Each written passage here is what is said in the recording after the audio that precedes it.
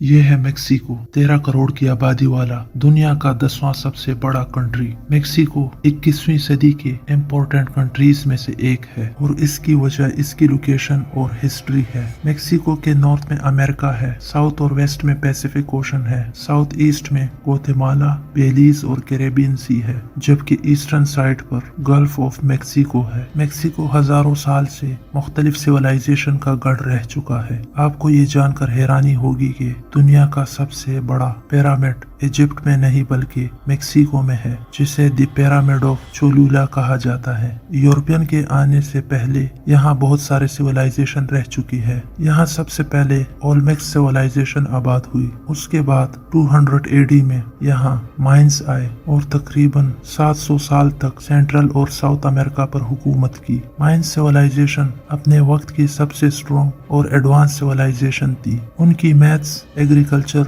और एस्ट्रोनॉमी की नॉलेज उस वक्त के हिसाब से बहुत एडवांस थी, लेकिन फिर 950 एडी के अराउंड ये सिविलाइजेशन मिस्टीरियसली खत्म हो गई। 10वीं और 11वीं सदी में यहाँ टोलटेक्स आए, फिर उनके बाद 13वीं सदी में यहाँ एज़टेक्स आबाद हुए और फिर 14वीं सदी में यूरोपियन के आने तक एज़टेक्स ही मेक्सिको पर रूल करता रहा। इन हजारों सालों में एक चीज कॉमन थी और वो है लोगों के रहने का पैटर्न। आज भी मेक्सिको के लोग इस छोटे से सेंट्रल एरिया में रहते हैं। ये एरिया टोटल मेक्सिको का 18% बनता है, मतलब बाकी तकरीबन 82% मेक्सिको खाली है। लेकिन ऐसा क्यों है? हजारों साल से मेक्सिको में लोग इस छोटे से एरिया में क्यों रहते हैं? दूसरा अहम सवाल कि मेक्सिको ऐसा क्या करने जा रहा है जिससे फ्यूचर में मेक्सिको एक इकोनॉमिकल पावर बन सकता है, जानेंगे आज की इस वीडियो में।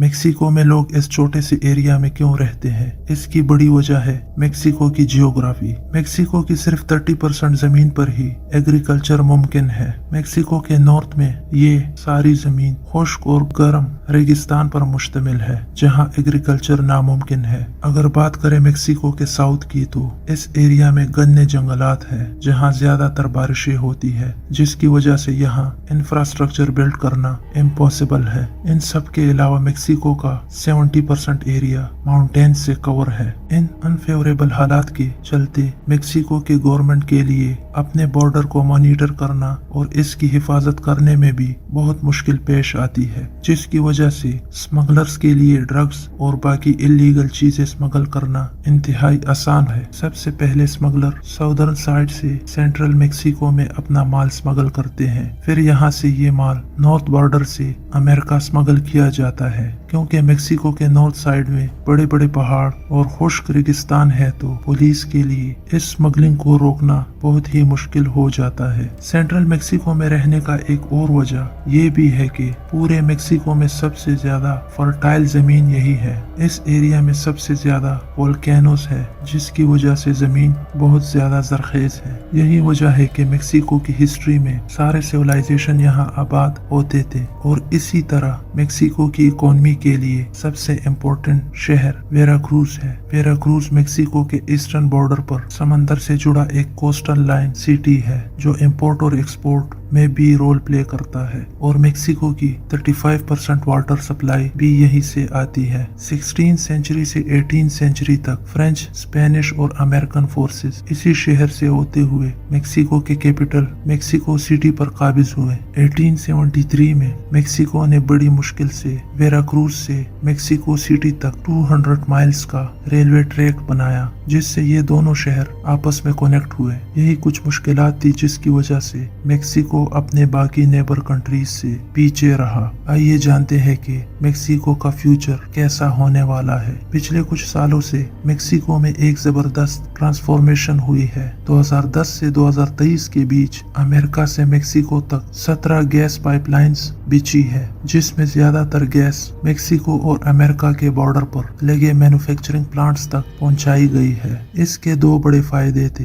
एक तो सस्ती गैस मिलने से मेक्सिको के मैन्युफैक्चरिंग इंडस्ट्री में बूस्ट आया। दूसरा, सस्ता लेबर मिलने की वजह से ओवरऑल प्रोडक्शन की कॉस्ट बहुत कम हो गई। ये अपॉर्चुनिटी देखकर बहुत से इंटरनेशनल कंपनीज मेक्सिको में अपना मैन्युफैक्चरिंग शिफ्ट कर रही है। निसान आज अपने होम कंट्री जापान से कई गुना ज्यादा गाड़ियां मेक्सिको में बना रही है। मेक्सिको आज दुनिया का 5वां सबसे बड़ा गाड़ियां एक्सपोर्ट करने वाला कंट्री है। इसी तरह मेक्सिको 2019 में कनाडा और चाइना को पीछे छोड़कर अमेरिका का सबसे बड़ा ट्रेडिंग पार्टनर बन चुका है। एक्सपर्ट प्रेडिक्ट कर रहे हैं कि अगर मेक्सिको की मैन्युफैक्चरिंग इंडस्ट्री इसी स्पीड से चलती रही तो अगले 30 सालों तक मेक्सिको दुनिया का 7वां सबसे बड़ा इकोनॉमी बन जाएगा, जिससे यहाँ पॉपुलेशन के रहने का पैटर्न भी चेंज हो जाएगा। जो लोग सेंट्रल मेक्सिको में रहते थे वो नॉर्थ साइड पर जाने लगेंगे, क्योंकि वहाँ बहुत सारी फैक्ट्रीज लग चुकी होंगी और बहुत सारे जॉब्स के अपॉर्चुनिटीज होंगी। ये थी मेक्सिको की कहानी। उम्मीद है आपको हमारी वीडियो पसंद आई होगी। मजीद ऐसी इंफॉर्मेटिव वीडियोस देखने के लिए हमारे साथ जुड़े रहिए।